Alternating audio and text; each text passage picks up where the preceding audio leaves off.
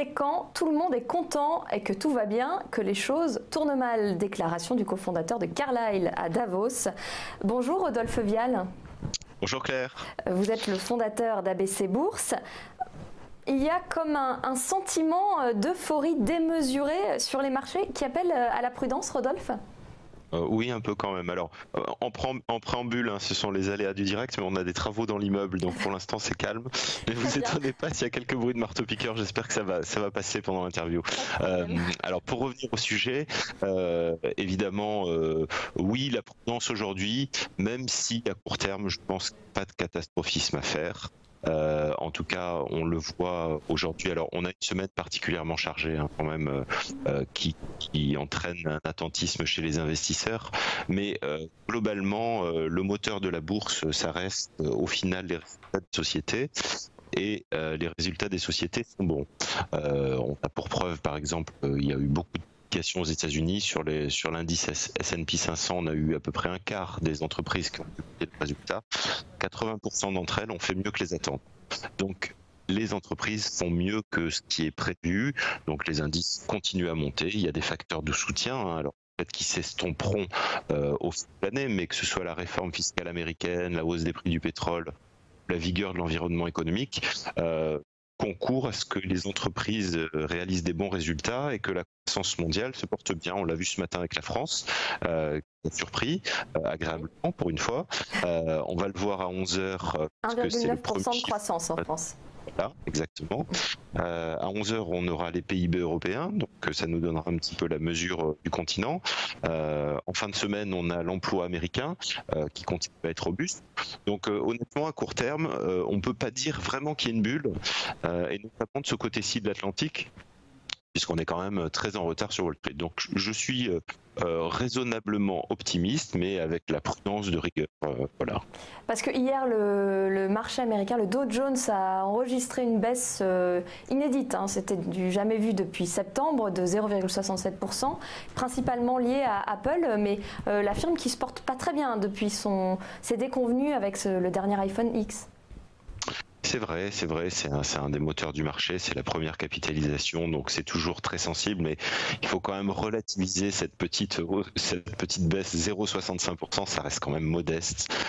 Quand on regarde un petit peu le graphique du Dow Jones depuis notamment novembre 2016 et l'élection de Donald Trump, c'est une ligne à 45 degrés qui monte. Donc cette petite prise de bénéfice, honnêtement, je pense pas qu'on puisse l'interpréter comme un retournement du marché. Voilà, c'est plus un épiphénomène conjoncturel, mais ça m'inquiète pas outre mesure. Peut-être l'euro-dollar, par contre, qui continue de s'apprécier. Juste avant vous, Benoît Fernandez-Riou, qui est spécialiste du Forex, nous expliquait qu'il anticipe facilement une hausse de l'euro jusqu'à 1,8$, voire plus. Oui, alors là, on en est encore très très très loin. Hein. C'est un scénario qui impliquerait qu'il y a un différentiel de taux ou un différentiel de croissance très fort entre les États-Unis et l'Europe pour pouvoir justifier un effondrement du dollar. Pour l'instant, on n'est pas dans ce schéma. Les États-Unis ont commencé leur cycle de relèvement des taux.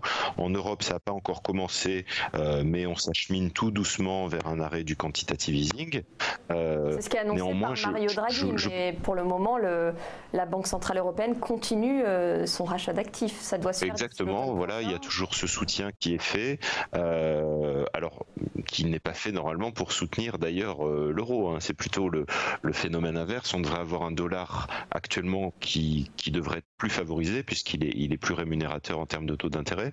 Bon, alors l'euro, après, c'est vrai qu'il y a des arbitrages, il y a la croissance européenne qui s'est relancée aussi. Donc je pense que les gens jouent un petit peu l'avenir sur l'échange, mais bon, c'est très difficile à prévoir les devises. Hein. Les sous-jacents et les fondamentaux sont beaucoup plus difficiles à anticiper au final que les entreprises parce que il y a vraiment trop de parties prenantes pour pouvoir avoir une visibilité à moyen terme. Donc Effectivement, à court terme, ça pèse sur les marchés, ça c'est indéniable. Il y a des arbitrages qui se font entre l'Europe et les États-Unis. C'est pour ça que Wall Street a monté d'ailleurs beaucoup plus fort que les places européennes. Mais voilà, pour l'instant, pas non plus de scénario catastrophe sur l'euro-dollar. Par contre, du côté du marché des obligations, c'est une correction qui s'effectue. Tous les taux d'emprunt remontent. L'exemple le plus frappant, c'est l'Allemagne qui jusque-là se finançait gratuitement. Ça y est, ces taux d'emprunt sur 5 ans sont repassés dans les positifs. Oui, c'est-à-dire que on passe d'une situation anormale de marché à une certaine normalité. Pouvoir s'endetter à des taux négatifs, même pour l'Allemagne qui est une économie robuste, c'est tout à fait anormal. C'est une anomalie de marché. Voilà, ça montre un petit peu la peur des investisseurs aussi d'aller se placer sur des actifs plus risqués, puisqu'ils considéraient que aller placer son argent en Allemagne en perdant de l'argent, c'était finalement la meilleure solution pour ne pas risquer son placement. Donc on est vraiment dans une anomalie, et le fait qu'on passe sur des niveaux positifs, j'interprète pas ça comme un signal de crise, mais plutôt comme un retour à une situation normale. Mais alors, le retour à la situation normale s'opère sur le marché des obligations, sur le marché des actions. On l'a appris, il y a eu un montant record qui a été engagé, plus de 33 milliards. Oui. Depuis le début de l'année, c'est du jamais vu. Donc là, on est quand même loin, par contre, d'un retour à la normale. Oui, c'est-à-dire que si on prend par exemple notre cas national du CAC 40, alors bon, on peut pas tout à fait le comparer avec l'Allemagne, puisque c'est vrai que le CAC 40 classique n'a pas les dividendes réinvestis, mais quoi qu'il en soit, on n'est même pas sur le point haut de l'année 2007. C'est-à-dire qu'on n'a pas retrouvé à la Bourse de Paris les niveaux de valorisation d'avant la crise. Enfin, 2007, c'était même les subprimes. On n'a pas retrouvé ces niveaux de juillet 2007 où on était à 6100 points. Donc vous voyez qu'il y a de la marge.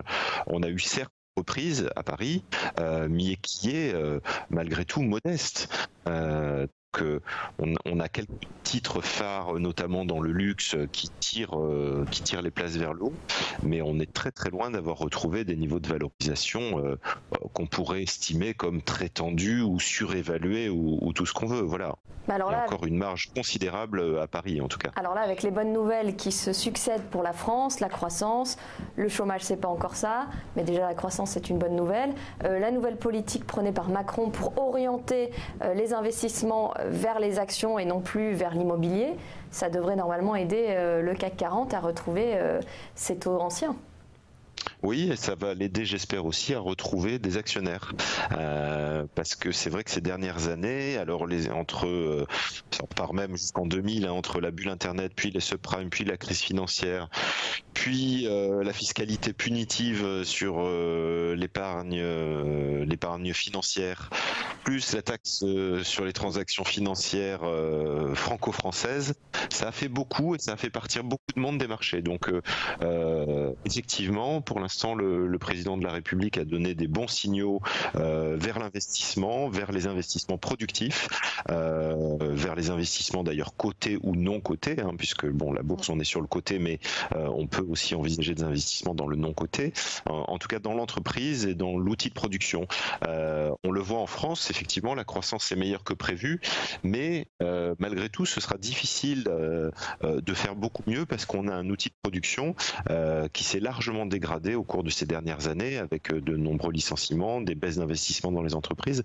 Donc les signaux sont très bons en tout cas et vont dans le sens du business. Voilà, on est moins dans la démagogie politique, on est plus dans l'action business. Donc oui, c'est assez séduisant. D'accord, merci Rodolphe Vial. Je rappelle que vous êtes fondateur d'ABC Bourse. Merci.